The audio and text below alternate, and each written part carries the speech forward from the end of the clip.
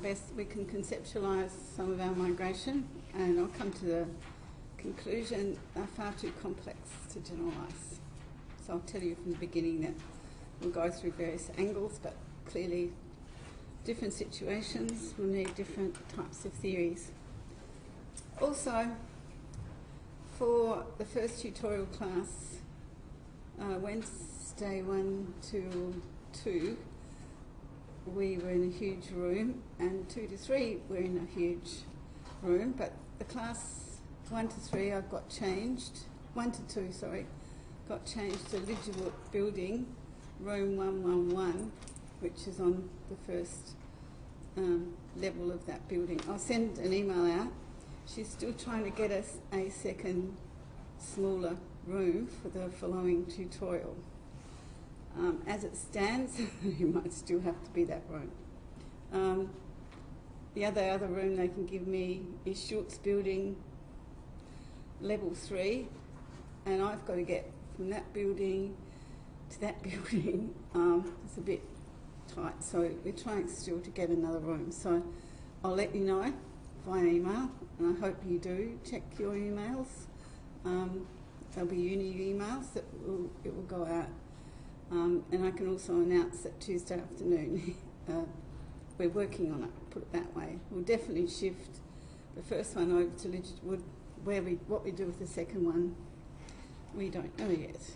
Okay, I'll run through just quickly some of the global trends, but I just want to really get on to reviewing some of the theories, and I'll take you back over a traditional approach as opposed to our more modern, if you like, more recent transnationalism types approaches. International migrants we've been talking about. If we look at 1990 to 2013, clearly we'll see big jumps in the numbers of migrants to Europe, and also Asia in particular in the last period or last decade or so. North America still stands out as being a favoured destination. Africa less so, but it's going up. And these are Latin American countries, again not particularly dominant. Oceania, where we sit, Australia, again in terms of millions it's a relatively small component of that movement. I briefly also talked about south-north, north-south migration. The orange in this graph is south to north migration. Just basically means, it has meant in the past anyway, movement from least developed to more developed countries of the north, particularly Europe. Poor old Australia doesn't really feature in that migration. The dotted line here is south to south. Now, south to south across the south region is more and more dominant as Asian migration picks up. Asian migration, a lot of it occurring between Asian countries themselves. More developed Asian countries and the lesser developed Asian countries are also seeing this movement. Some backwards and forwards, some relatively permanent. The blue line right at the bottom is north to south in reverse, from the north, Europe, to elsewhere. And the pale blue line has been, north to south, pale blue line is across Europe.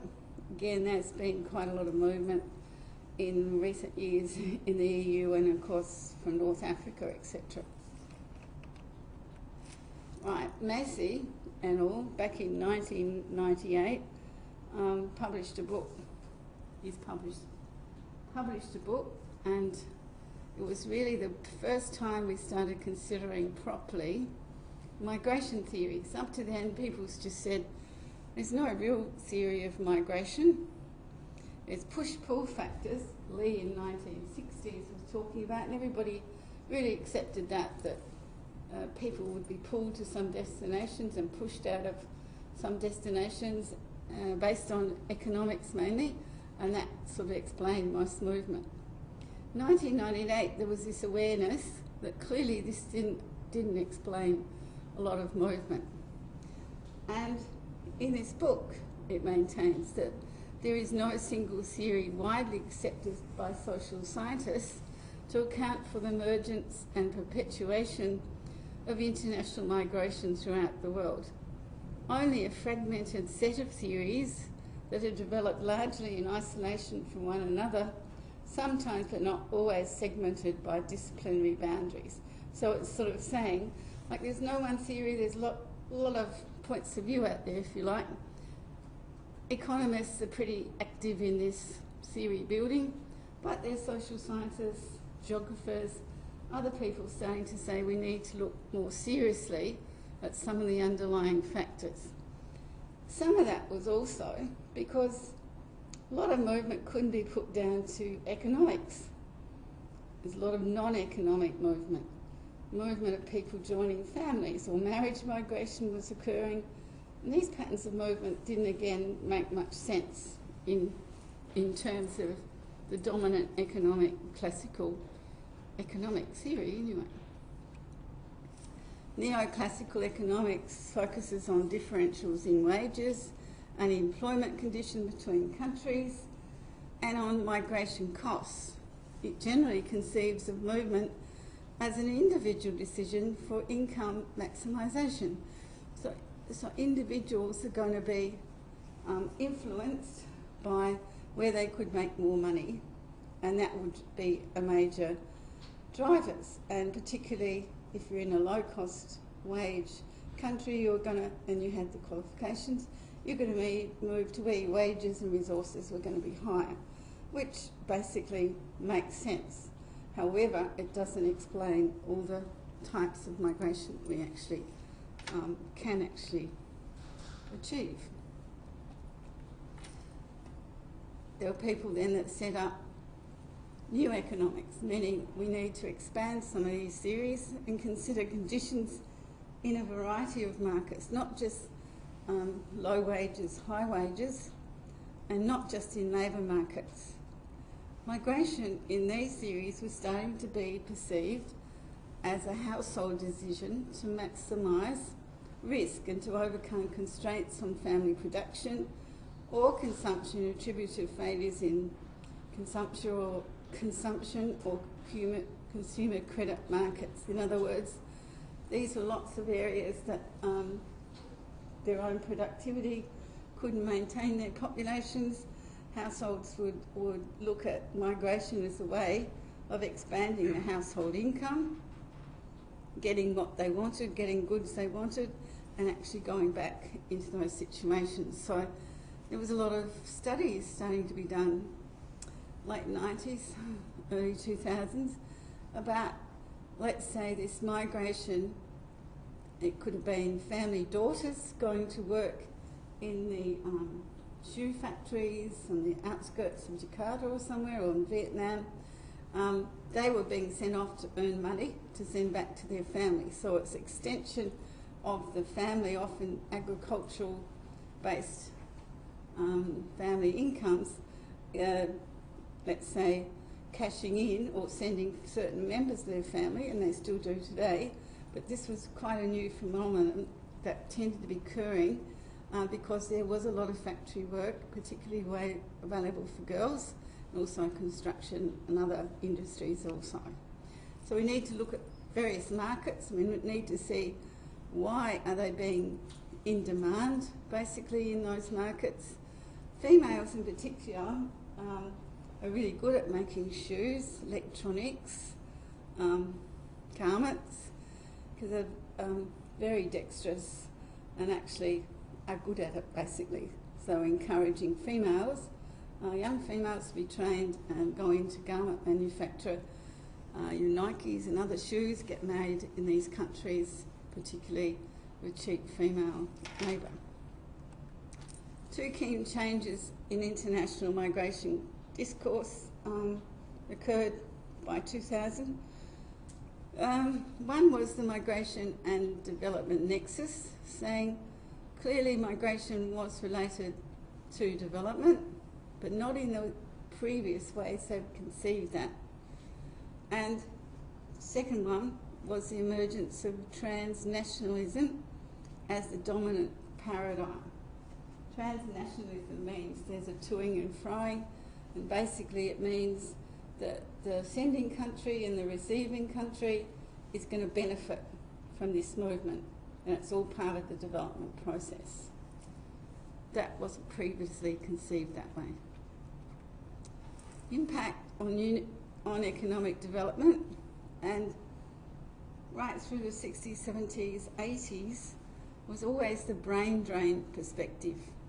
Okay, brain drain, okay, these countries are getting creamed off their best skilled workers or whatever, they get educated but they go elsewhere. Why? Because they move to countries with higher income or resources for them to practice whatever their skills are.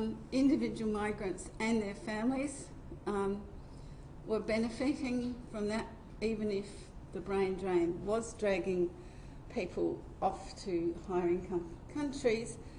Again, this is where we get remittances and we get them sending money back to support families back home. So they were sort of saying, well, it's just not a one-way process. Maybe there is a bit in having a look at both sides of this equation. Economic development was really basically seen as being at the destination.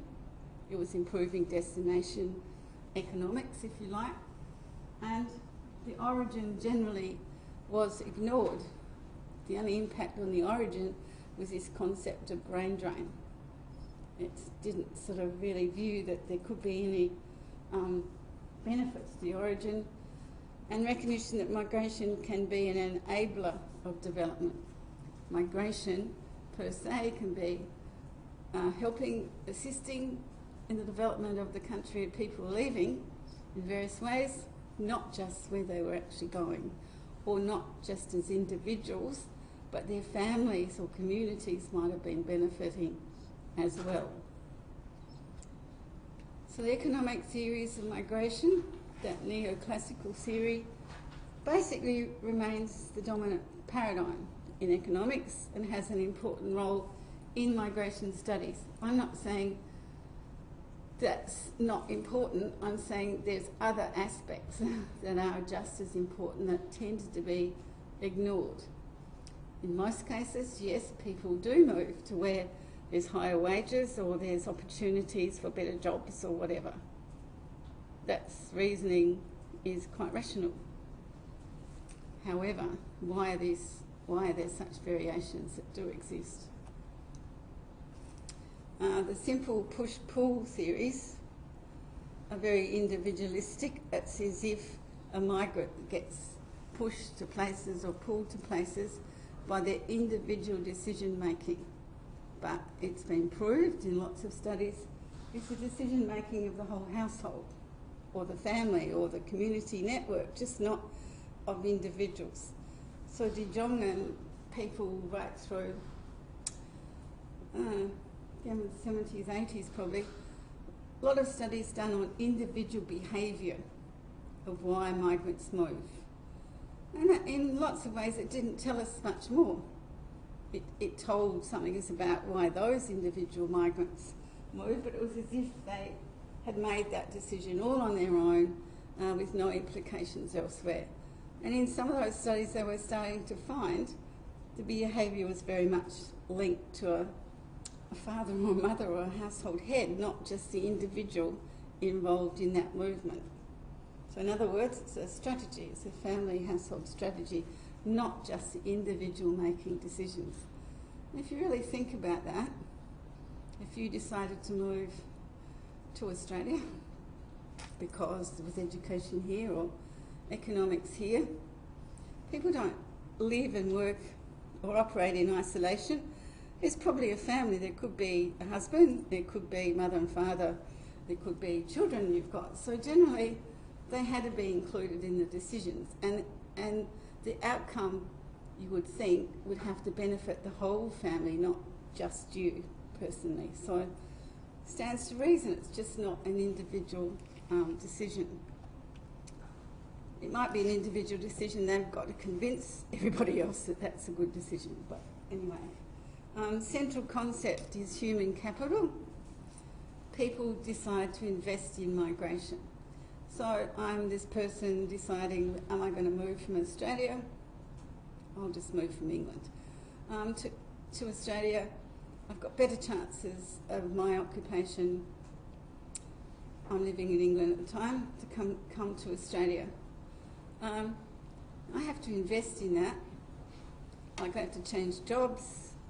I've got to get new housing. I've got the cost of moving. I've probably also got the cost of moving my family, if I've got a family. In other words, it is a very strategic or risky decision that it's actually going to work out in my favour, and it's going to cost me money to do that.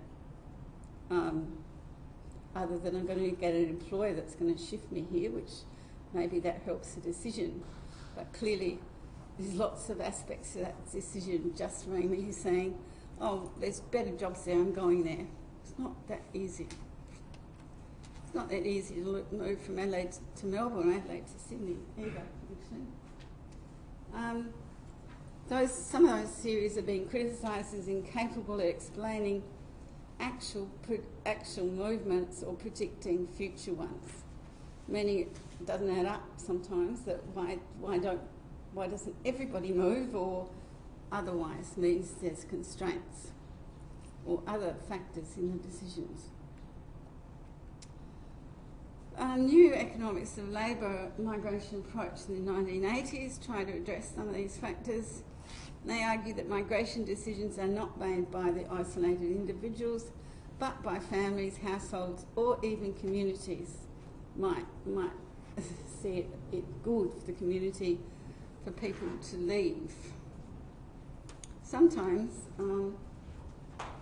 that push is that there's a shortage of land, there's a shortage of work within the area. By people moving out, it improves conditions in some of those areas. Generally, it's more family household based, where they can best capitalise for the whole family. Migration could not be adequately explained just by income differences between two countries. You need secure employment, you need risk over the longer term. So I said I was going to move from UK to Australia just for a part-time contract job. No, I think I'd want some guarantee that it's going to be a longer term job or proposition. And when we start talking about temporary migration, we'll find that different groups much more likely to be involved in that than other groups. Social groups studied as there is a need to understand migration decisions by much more qualitative work and not just simply quantitative surveys of who moved to, say, a high-income country from a low-income country, but what's the role of networks? Social networks have been crucial in people have discovered, in particularly trying to understand why some people move to X and some people move to Y. Might be similar conditions, but what is drawing them to particular places is often the social context and the social networks. They can be friends, they can be family, or they can be a community of a network that's particularly useful in settling people into new situations or jobs or housing or whatever. And focuses basically on the supply side, as did the neoclassical theory in terms of where things are supplied or available, rather than that demand side. So that was one of its criticisms of the time. And then we get a segmented labour market theory being developed to overcome some of those criticisms. And this focuses on the demand side, where I'm saying the others are really supply side. Demand side means emphasise that migration is driven by structural factors in modern capitalist economies. So much more macro approach, getting away from individual decisions, families, households, but really looking at much more structure differences between countries, differences between political situations, so other things in the mix. It illustrates that push-pull factors are far too simplistic and misleading. That it's not just a push or a pull factor. Clearly it's far more complex and far more toing and froing on push and pull, that you can't actually mandate that's one or the other. Migration decisions are influenced by conditions in both sending and receiving countries, which is your push-pull basically. It can be a mixture of both. And I was asking someone a while ago, coming from sort of fairly bad political situation, if you like, or what I might have thought. But no, that wasn't mentioned. What was mentioned, it wasn't the economics, it was the lifestyle, a thing called lifestyle. And we find lots of studies now, people will label lifestyle as the attraction. And I just had a student who finished a thesis on movement from Malaysia to Australia, and we know it's there. Either they take it for granted, or we do. They know that it was some of the economic opportunities or jobs, but all they'd give her was it was the lifestyle. So then we have to start defining lifestyle. Is it because economic can buy you a better lifestyle by implication? But what they were actually saying, that was the motivator to make the move here. And in some groups, Indians and Chinese in Malaysia were saying there were some political push factors, but again, they weren't being outweighed by this lifestyle answer. So we had to go under that, meaning we had to then ask them other questions specifically. Because we asked one straight out, yeah, lifestyle was all they'd want to tell her. So yes, we're trying to look at conditions at home and in conditions in Australia. And for these skilled people, you would think some of the job situations are very similar. In other words, they didn't get as good a job sometimes in Australia. So what was motivating them? Lifestyle is all they would actually tell us, or tell her anyway. Dynamics of global economy determines both the push and pull factors, ameliorated in many ways by country-specific migration policies. Okay, so we're saying, okay, it's economic drivers, wages, whatever. On the other hand, we know full well you can't just choose where you're going to go. It's how does the policies accommodate you to go to Australia or go to the US or go somewhere else. It's not just individual decision, it's not just the market economy. It's how can you get a visa, or how can you work in certain countries, and you want a long-term, generally you want a long-term commitment. If that's a really high investment decision you're making for your family, you're going to want to really see how those policies operate. And the policies do exclude certain groups in certain countries and aren't that conducive for you choosing to go and work somewhere. So in some contexts, they're looking for contract workers, not for permanent workers. Some contexts, you sign agreement to leave that contract in 2 or 4 years. So yes, policies, we need to look at the policies of specific countries to understand, like we're trying to do with Australia, why people come in, how easy it is to actually move and work in some countries, and how difficult it is in others. This little graph just shows you that government policies to influence the level of immigration, this is 96 to 2011, from a United Nations report in 2013. And down here we have our blue countries. They're just lumped together. Later we can actually disaggregate which countries. But down here we've got very few countries wanting to raise immigration. And some of those are low growth countries in Europe. Our bulk of our countries here, or they want to just maintain or no intervention in immigration, and generally Australia sits in here. These countries are from 1996 to 2011 wanting to lower immigration, level of immigration, and those numbers of countries have been declining. So most countries want to maintain their levels of immigration. It might not actually necessarily be very high. There's only a few wanting to raise, but there's let's say a bulk that are satisfied. We need a new survey at the moment just to see what some of those countries of Europe in particular are actually saying. Immigration policy. Okay, what's immigration saying? Immigration policy. Do you understand what it is?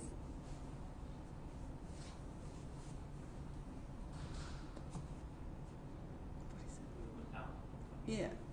So it's policies on people leaving, basically, out-migration policy. And these are governments with policies to influence the level of immigration by level of development. Okay. In countries like Morocco and others, immigration as a policy has been seen as being important. Right. We stop overcrowding and pressure on employment or high unemployment. We put these workers out to France or Germany or somewhere, and they'll send us back money, and we get taxes on that money, etc., etc. It helps the overall economy. And so they're called, like say, immigration countries. And they've been increasing policies to get their citizens to leave the country. That usually means better access to visas, but also can be better policies to get the money back into the country so it's not taxed, or they give them concessions in some contexts. So generally it's the less developed regions. If you find governments to lower immigration, they're for the more developed regions, but they basically stayed fairly similar over the 2000s anyway. So some countries do have immigration policies, not just immigration policy. Australia doesn't specify an immigration policy, but it does not like it to young Australian graduates leaving the country. I mean, we did a big immigration survey. I'm trying to understand why a lot of Australian graduates leave soon after they get their degrees, etc. So it's not, they don't have a particular policy, but they also have a look. How can we help this or stop it? It's more like stopping it rather than encouraging it. Some countries encourage it, as I said. The historical structural approach is another favourite paradigm, if you like, that you can put your migration in. True, and it's an unequal distribution of economic and political power in the world economy. And migration is seen as a mobilising cheap labour for capital. So this movement of capital, and this is basically where globalisation has really been also very much associated with the movement of a global labour market. Mass recruitment of labour rather than voluntary migration of individuals in some countries. Labour availability could be legacy of war or whatever, and regional inequalities, particularly within Europe. And you'll see people being shifted for labour requirements. Australia's most famous one was the Snowy Mountain Scheme, where we employed a lot of displaced persons from Europe. So it was a structural shift, and that's what the government wanted. And you'll also find countries with a lot of construction workers or contract workers that have been deliberately shifted for particular projects or contexts. Right. So previous studies of international migration have concentrated on two distinct bodies of social scientific investigation. Now, I'm not just talking about economic analysis here. I'm sort of saying we take a social as well as an economic point of view. Most of that research is on the determinants, processes and patterns of migration, and we try to identify the past, present, and we love trying to look at what the future trends are going to be. Okay, so if we look at the past and we can look at the present, we like to be able to forecast or like to predict what the future. What are the processes?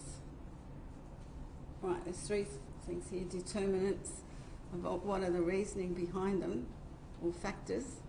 The processes is how is this being determined? Is it through policies or economics?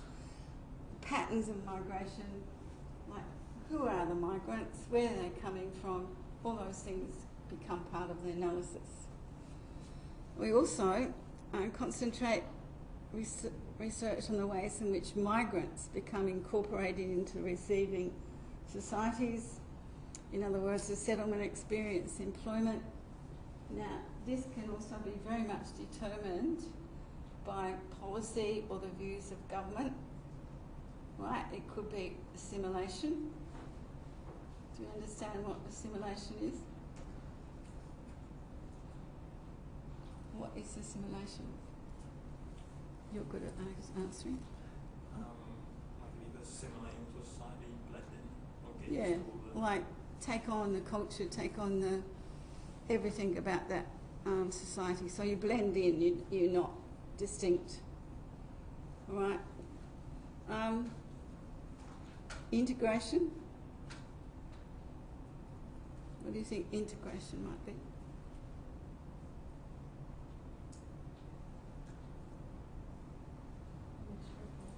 Sorry?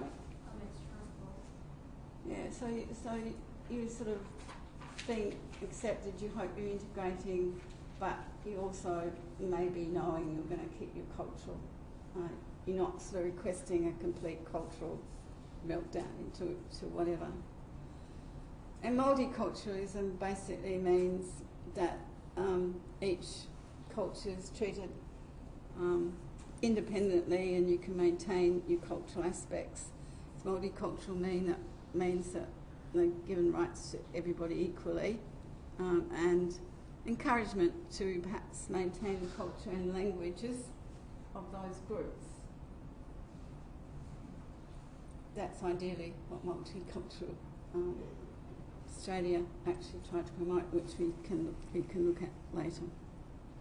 Then we could argue about whether it's truly multicultural, and if you travel a bit overseas, I do think they're much more multicultural than a lot of countries I have been in. Just multicultural. You walk down Rundle Street or somewhere like that, you find generally all different types of ethnic foods, if you like, culturally different foods, and the flavour's very different than if you had a basically monoculture type situation. Okay, Castles and Miller, which I put up on my uni for you to read on some of those theories, is a good start to looking at some theories. And there's various editions of Castles and Miller. They keep upgrading it, so you'll probably find some later ones in the library. They argue a case for migration studies in the wider sense to embrace both bodies of investigation and emphasis on ways in which migration brings about change in both ascending and receiving societies. So, if you like, this is a new approach. We need to take a broader view of migration and to be able to truly understand and predict, he claims. There's a migratory process is a concept. That process, if you like, sums up the complex set of factors and interactions which lead to international migration and influence its course. In other words, it's a very complex set of factors we've got to understand, and clearly that's where we we stop at generalisation is true. Migration is a process which affects every dimension of social existence and which develops its own dynamics. So it leads to other patterns of movement or people following different paths. Traditional approaches, and I have mentioned this once, but I'll mention it in this context as well. Traditional approaches to international migration, right, and this has been the case in Australia and elsewhere, have generally focused on permanent displacement from one nation or country to another, and it's those patterns and determinants of that process of movement that we, and I'm at fault here, over the years of what we really concentrated on. There was concern with adjustment at destination. That means settlement experience and employment at destination. And I said to you in the context of the Department of Immigration changing its name, it changed its name, but it sent those services of settlement and adjustment, etc., to a different department, like Social Security. Okay, that's no longer our main concern. Concern with that impact at origin, the brain drain, etc. Concern, basically migration seen as favourable or concern at the destination. It's positive, everything's going well. Adjustment, settlement process, and obviously benefits for the receiving country. The new approaches, the transnationalism approaches, differ. Why do they differ? Because they include links between origin, destination, okay? Right, we're just not interested in destination development, we're interested in how both can actually be influenced and what are the linkages between the two. It's inclusive of non-permanent as well as permanent. Okay, the old paradigm was only interested in permanent movement and settlement, and the policies weren't there for a lot of temporary movement either. That's changed. The policies have changed, the world's changed, the global labour market's changed. It focuses on linkages set up between nations and links with flows of ideas, of money, people and trade. Trade agreements are very important in some of this movement. So those linkages are important to see how they're set up and who actually moves amongst them. So the paradigm says basically migration can be favourable in impact at both origin and destination, and it's called the 3 wins. Win for origin, win for destination, and win for the migrant. Okay, I just have a student right at the moment doing thesis on workers from Pacific Islands working in Australia, migration from Pacific Islands into Australia. She is Tongan, from Tongan, and she's really disputing this at the moment. She's saying they're not 3 wins. And I've said, good on her, I hope she can take it on and argue against it. But she's saying the migrants necessarily aren't winning, and she doesn't think Tonga's winning either very much. So again, there's probably quite a lot of debate. This is the rhetoric we put up, and we've been told this is what the case is. But in her case of Pacific Islands, she's finding, again, we have to modify that to where we're actually saying that is actually occurring. They haven't got much scope for economic development. They go back and they actually can't get the jobs. And also, while they're in Australia working under these conditions, they get taxed or they get money taken from them by the industry that brings them to Australia. So there's all sorts of reasons. They don't always work the hours they're meant to, but they've still got to pay back certain amounts of money. So, yeah, I'm just saying, okay, we could question some of that, but let's just live with the rhetoric and then perhaps start saying where that doesn't actually apply. So generally, it's changed context of migration, massive increase into and out of the Asian region, and that's been the change over the last 10 years, and we'll talk about it next week specifically.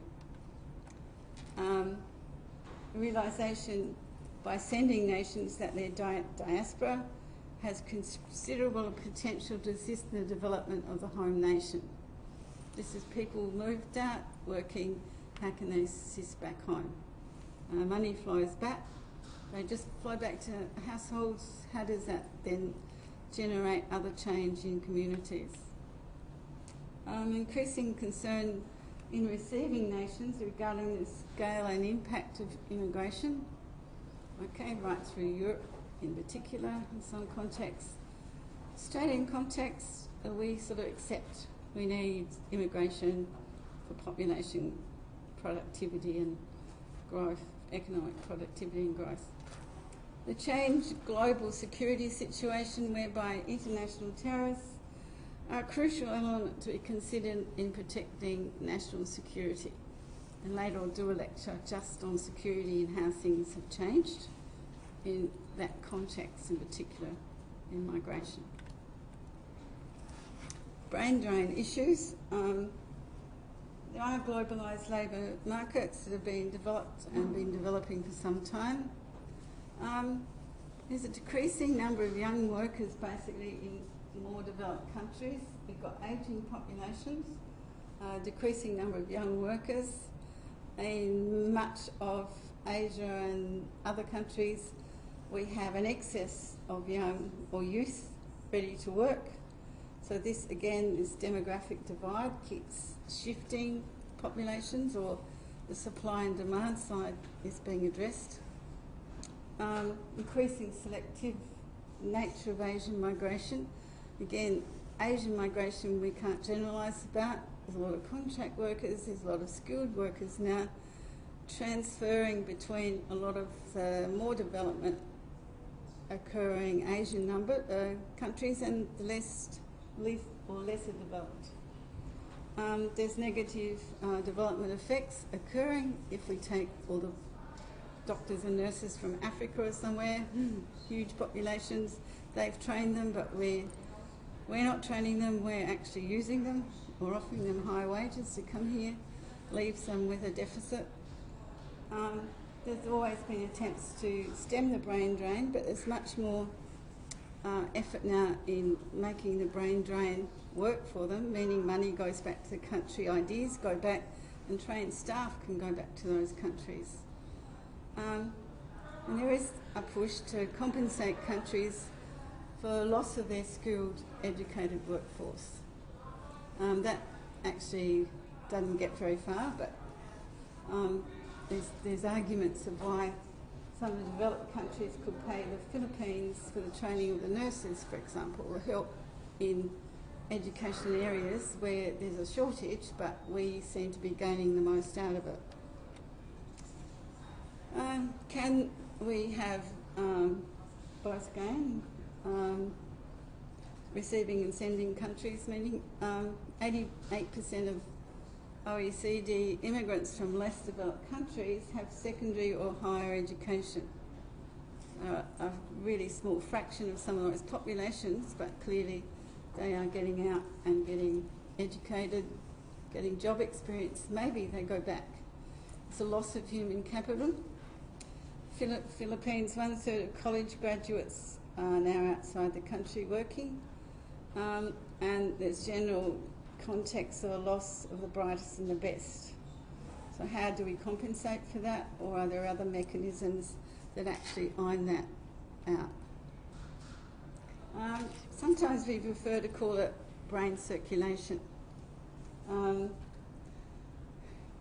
Migration is always highly selective of the best or the most educated or whatever, but maybe there's a net brain gain on return, and there's concern about return. How do you actually get them back?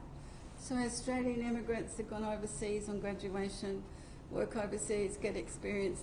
How do we get them back to Australia? Instead of importing a lot of our skilled workers, we have to, how do we actually get that drain off Australia back home as well on a different scale than I'm really implying there.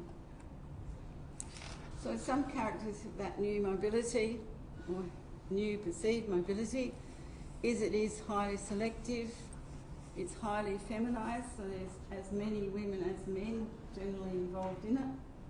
There's increased distances people travel. I mean, go back to that neoclassical theory. It said the costs of travel will determine where people go. We've lowered the costs of air travel and other aspects of travel. So yes, the distances have expanded, and the multiple countries where we go has also been expanded, if you like, or coming here has been expanded, and where we go has been expanded. Increasing significance of those social networks I was talking about, very important. And much of the mobility, and I have to finish, is non-permanent and circular. A lot of it's not captured in data collection. As I said, poor data collection systems elsewhere, not Australia. Linkages with flows of money or trade agreements are very prevalent that we need to have a better look at. And there's governance challenges and also that migration industry. Just to finish, and I'll come back to some of those. No single migration theory can cover the complexities of why people migrate. It's too complex. We can't find one theory. And maybe we shouldn't. It can be different for men and women. So we gender migration research and have a look at how that does vary. Can be different for skilled and unskilled workers from high and low income countries, very different in some contexts. It can differ if we consider the decisions of individuals as opposed to more macro factors like the benefits and losses to specific countries. So if we just investigate behaviour of individuals, we're not really going to get the answer to most of our question. Must be considered in the concept of global changes in the different patterns and outcomes of migration, and also must be considered in relation to different political contexts and policies in specific countries. So it's complex. I'm not selling it as a single theory. I'm saying we really have to be looking at country context specifically. Are we looking at macro factors or individuals? Are we looking at men and women? Are we looking at low income, high income differences in employment, the economics? Okay, so you've got a task ahead of you in terms of there is no simple answer. We have to sort of delve into different aspects. Okay.